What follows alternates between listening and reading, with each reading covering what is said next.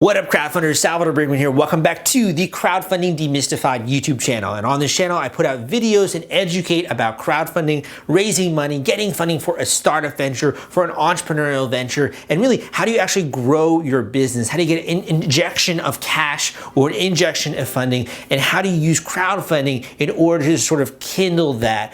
So you can have the lifestyle that you want, and you can also create that lifestyle for you, for your kids, for your family, and sort of supercharge that vision that you have for your career in the future.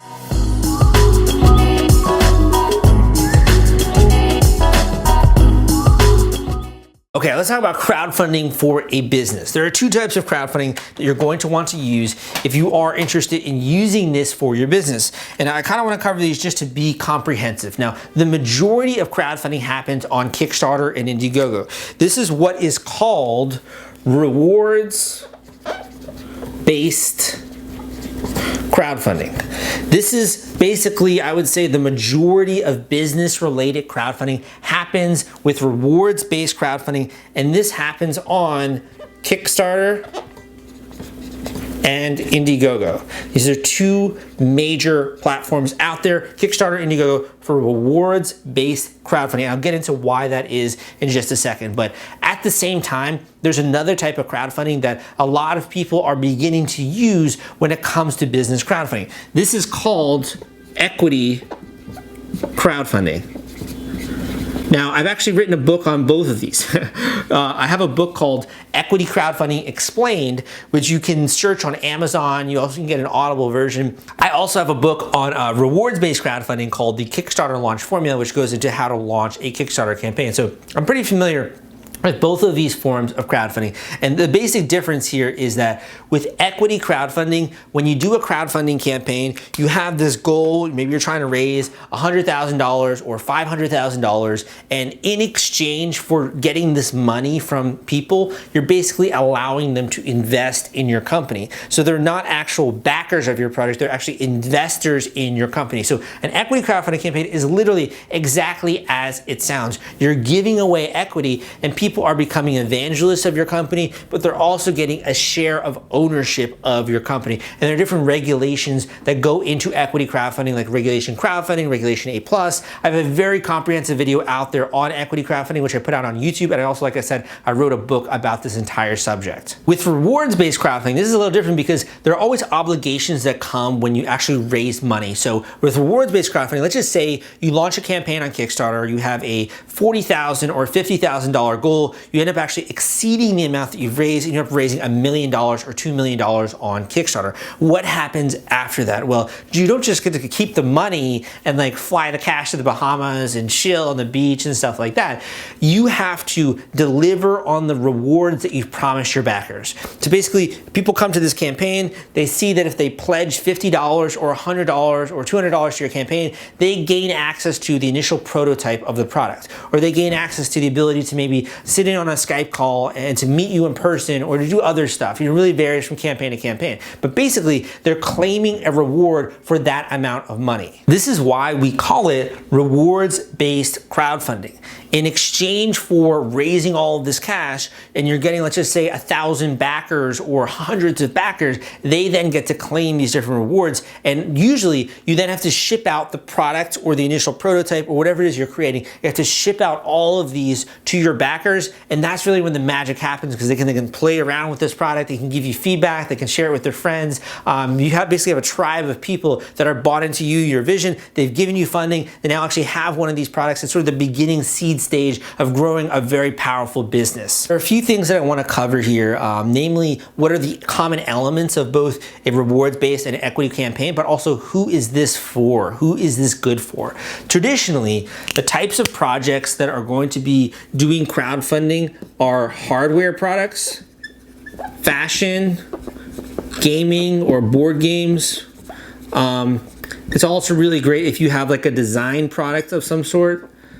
The ones that have kind of struggled a little bit more, the ones that kind of also lend themselves more to equity crowdfunding are apps and software.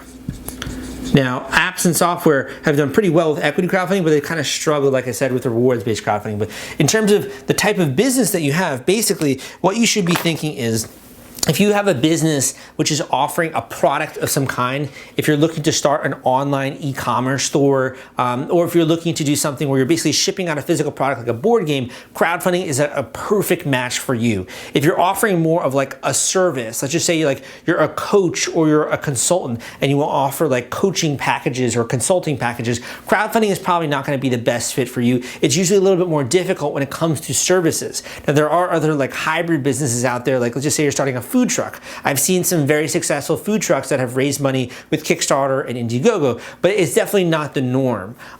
You would usually fit into one of these categories if you're looking to use crowdfunding for your business. Let's talk a little bit about some of the elements of a crowdfunding campaign. If you're going to be doing this for your business, it is going to be spending some time and also investing a little bit in order to get this actual offering together so that you can raise 6 figures or 7 figures with crowdfunding.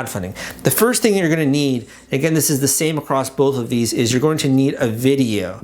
This is a pitch video. This pitch video is what people watch. It's the first thing that they see when they are encountering your product and your brand. The pitch video goes into the various assets of the product, the various features, the different things, different ways that people can use this, the different use cases. The video is what kind of arouses people emotionally and gets them being like, this is so freaking cool, man. I want to buy one of these. It is bread and butter marketing. Don't think of the video as some like instruction manual or some, venture capital presentation. It doesn't work that way. It's more consumer friendly. It's sort of actually getting them more interested in thinking about, what if I own one of these? Or this looks so cool. This person using this in this lifestyle, this really cool lifestyle he's leading, I want to own one of these. It's more of a commercial than like a business executive summary or something like that. In addition to having the video, you're also going to have images or GIFs. These go a long way to telling your story. The images can show different images of the team behind this product. It can show different aspects of the product. You can go into the different features and functionality, maybe talk a little bit about the problem or the different use cases where you can use this thing. The images are what sell the story. While yes, people will read the text on your campaign page, the human eye naturally is going to gravitate much more quickly towards images. So you'll see if you go and browse Kickstarter or you browse different equity crowdfunding platforms like Start Engine or WeFunder, etc., a lot of the campaign pages are very image heavy because that's what gets people excited about the product and want to own one of these and want to either back or invest in your crowdfunding campaign. The next thing you need with every single campaign is you need a funding goal and also duration. A funding goal is the amount of money you are seeking. This is how much money you need to make this thing happen, to make this initial production run happen, to make this thing a reality, to make this actual project something that people can one day own and actually sample. The fundraising goal, this is a kind of a misnomer because a lot of people think like, hey, if I want to raise $100,000, I should set a $100,000 goal, but that's actually not how crowdfunding works. The way that crowdfunding works is you want to set as low as possible as a goal, and usually almost 100% of the time, you're going to be overfunded because once you hit that goal of, let's just say $25,000, you then start trending well in the platform on Kickstarter or on Indiegogo or Start Engine or wherever. You start trending well on the platform, and then the platform starts to get behind you, start to send you out in the newsletter, you start to be ranking better in the marketplace, kind of like with Amazon, and then you start to rope in more and more backers. And because it's overfunded, people are like, what is this project that's blowing up? This is really interesting. I'm gonna take a second to watch the video. This looks really cool. So a lot of projects are actually overfunded. So with the fundraising goal, you want to set this at the lowest possible number and ideally try to go beyond this. Try to have that kind of a mindset. With equity campaigns, it's not going to be as overfunded as with rewards-based campaigns, but you can do a little bit of your own research and you can see how that plays out. Crowdfunding is also unique for having a duration, and this is actually bread and butter of any kind of marketing launch. You always want to have scarcity and you want to have a reason for people to take action now. There always needs to be a little bit of urgency to get people to take action. And the cool thing about crowdfunding is you have a fundraising duration with your campaign. So it could be 30 days, it could be 45 days, it could be 60 days, but basically at the end of that duration, you're closing up the campaign. People can no longer actually support you or gain access to this product or get this really cool discount or actually be able to invest in your company. This fundraising duration is what gets people to take action, and it sort of kindles that urgency to get them to actually not put this off, but instead give money now and get in now, because otherwise they're not going to be able to. The final thing that I want to talk about when it comes to crowdfunding for business is sort of what happens next, and so the fulfillment phase. So let's just label this as logistics / fulfillment.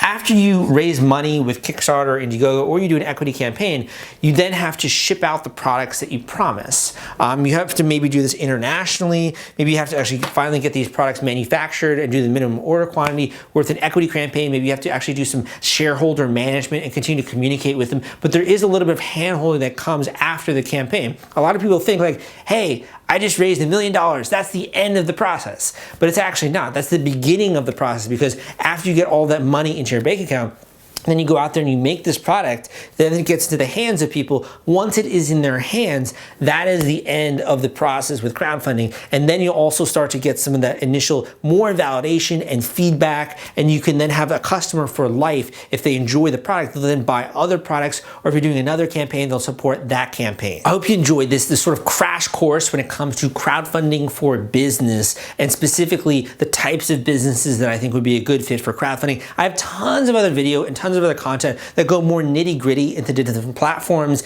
into like the marketing strategy, into fulfillment, like all that kind of stuff. So I invite you to dive into my channel. Also, if you want to learn more in a very comprehensive fashion, I have a book out there, the Kickstarter Launch Formula, also Equity Crowdfunding Explained. I have a Udemy course out there on the Kickstarter. So lots of different stuff. If you are looking to become educated about this and want to decide whether or not this is a good fit for you and a good opportunity that you should seize and you should take action now. If you did like this video, please give me a thumbs up so that other people know that this is worth their time, that this is something they should invest time in learning. In addition, leave a comment down below if you do have any questions. I invite you to subscribe to this channel, because I only put out high quality education and information on a regular basis. And when you subscribe, please turn on notifications so you will get a notification when I come out with new content. And in that way, it can make learning so much easier and so much more seamless. All you have to do is sit back and basically download this information into your head. I promise you, rest assured, I will prime you and make sure that you are ready for your crowdfunding campaign. My name is Salvador Briggman. Thank you so much for watching this video, and I will see you next time.